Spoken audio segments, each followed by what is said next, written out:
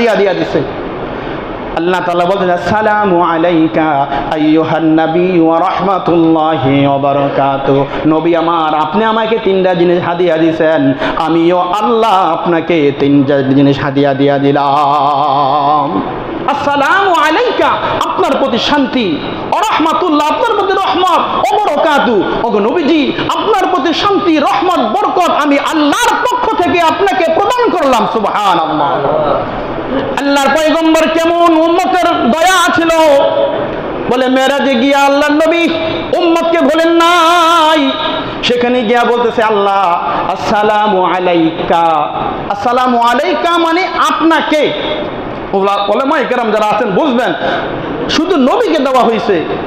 আল্লাহর হাবিব বলতেছেন আল্লাহ আমি আপনাকে তিনটা জিনিস দিলাম, আপনি আমাকে তিনটা জিনিস দিলেন, শুধু আমাকে দিলেন, আমার উম্মতকে আপনি কি দিবেন? এবার হাবিব বলতেছেন আসসালামু আলাইনা ওয়া আলা ইবাদিল্লাহিস সালিহিন।